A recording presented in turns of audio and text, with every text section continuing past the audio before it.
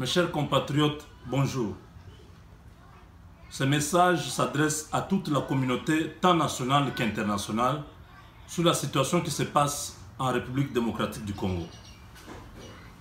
Nous ne savons pas combien de fois nous devons parler pour que cette soi-disant communauté internationale puisse enfin décider de laisser notre pays tranquille. Parce que nous savons que si Kabila est au pouvoir aujourd'hui, c'est à cause de cette communauté internationale.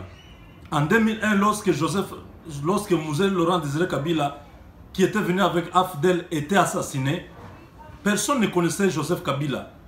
Et personne n'avait l'intention de laisser le pays entre les mains de quelqu'un qui n'avait pas les compétences nécessaires pour gérer notre pays. Aujourd'hui, nous avons connu plus de 12 millions de personnes tuées dans l'espace de 16 ans. Et cela juste pour conforter le pouvoir d'un seul individu. Nous ne pouvons pas aujourd'hui comprendre que 4 personnes meurent en France. On doit en faire le bruit partout, les journaux, les télévisions du monde doivent en parler. 10 personnes meurent dans un tremblement de terre en Haïti, je ne sais pas, en Indonésie. C'est toutes les chaînes du monde qui vont en parler. Mais quand on est en train d'égorger les gens, on ne tue même pas les gens avec les fusils comme ça. On égorge les gens. On prend les gens, on les coupe la tête. Les images là, comme si cela ne suffisait pas, on envoie ça aux Congolais dans les réseaux sociaux pour qu'ils voient, qu'ils aient peur, qu'ils fuient leur pays. Dernièrement, vous avez vu les massacres à Beni. Comment on a entassé des corps sur les véhicules. On tue la nuit, on prend tous ces corps-là, on jette dans une pick-up comme si c'était des animaux qu'on avait tués. Nous avons parlé sur Beni. Et jusqu'à aujourd'hui, personne ne veut trouver une solution pour ça. Maintenant, c'est au Kasaï. Nous avons envoyé des vidéos. Même sur CNN. Nous avons uploadé des vidéos. Nous avons téléchargé. Nous avons... Comment on dit upload encore? Nous avons mis en ligne des vidéos de massacres qui se font à Chimbulu, au Kasaï. Les journalistes de CNN ont demandé cela.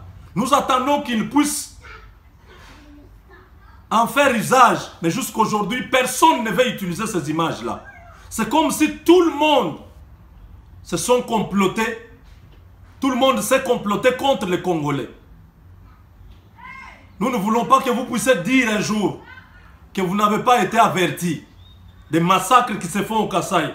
Parce qu'aujourd'hui, justement, je vais vous dire que Joseph Kabila avait envoyé son ministre de l'Intérieur au Kasaï.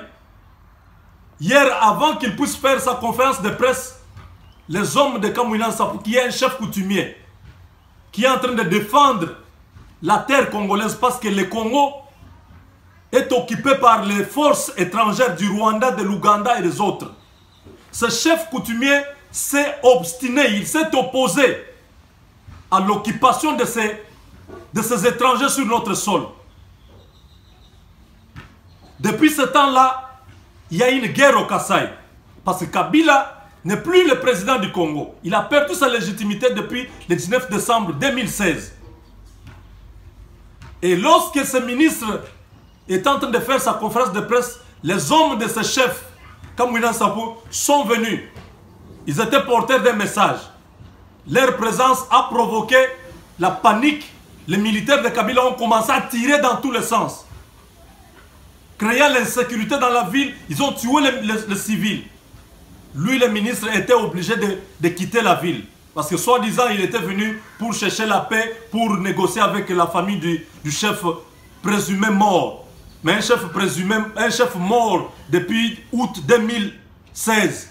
Comment ce mouvement que lui a créé continue à fonctionner? Qui est le chef de ce mouvement? Donc, nous pouvons conclure que le chef est vivant. Le chef est en train de se battre pour libérer le Congo. Mais cet homme, Kabila, quand son ministre est parti à Kinshasa, ils ont pris la décision de pouvoir maintenant intervenir de manière musculeuse avec les militaires étrangers, rwandais, ougandais et les autres nations. Selon les informations que nous venons d'apprendre, il y a beaucoup de militaires dans le secteur de Tchimbulu. Nous prévenons tout le monde qu'il y a un massacre qui est en vue.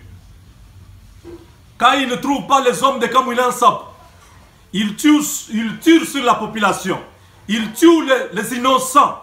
Les femmes, les hommes âgés, les enfants sont victimes d'un seul individu qui veut garder le pouvoir par défi dans notre pays. Vous ne pouvez pas arrêter cet homme. Vous l'avez fait dans d'autres pays. Nous sommes les humains. Nous ne sommes pas des sauvages. Ce n'est pas à cause de nos richesses que nous devons être aujourd'hui traités comme si nous n'avons pas les mêmes droits que vous. À cause de nos richesses, à cause de nos ressources, vous protégez cet homme parce qu'il vous donne, sans discuter, il vous donne tout ce que vous lui demandez. Nous demandons en ce moment que tous les Congolais, là où vous suivez ce message, de faire usage, de faire large diffusion de ce message, partagez avec d'autres personnes. Kabila veut tuer nos frères du Kasaï. Kabila prépare un grand massacre, ça peut arriver cette nuit, ça peut arriver demain matin. Je suis très désolé de voir que nous n'avons personne, ni en Afrique, ni dans le monde, qui peut plaider la cause du Congo.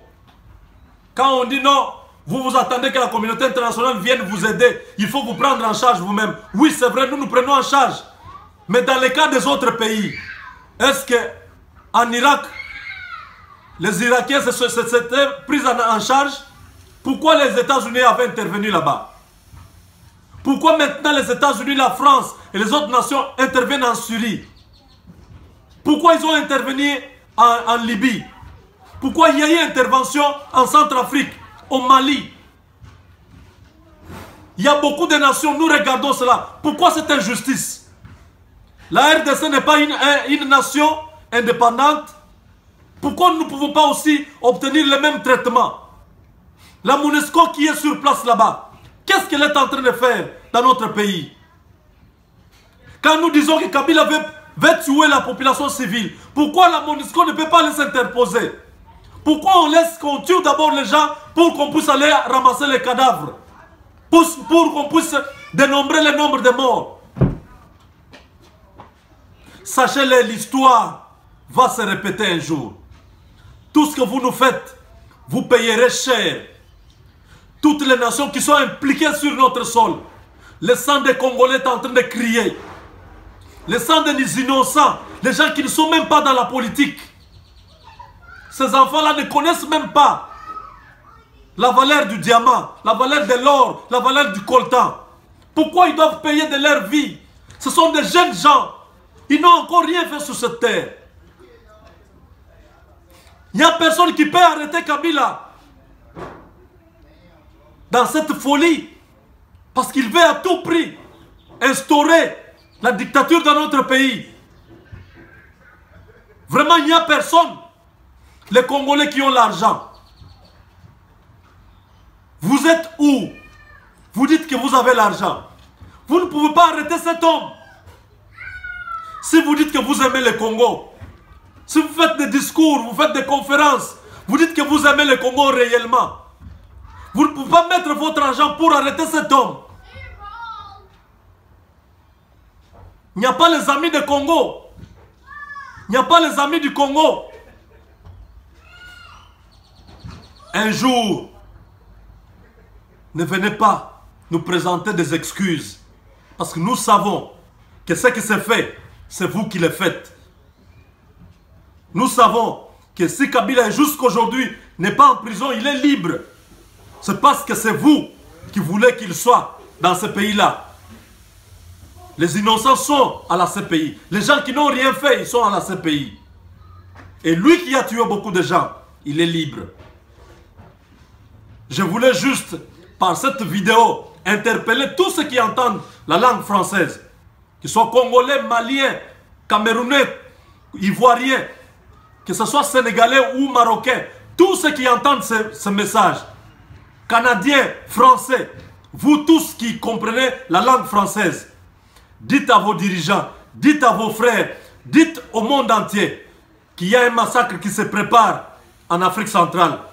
Et l'auteur de ce massacre, c'est le président qui est au pouvoir au Congo. Il s'appelle Joseph Kabila. Merci et à la prochaine.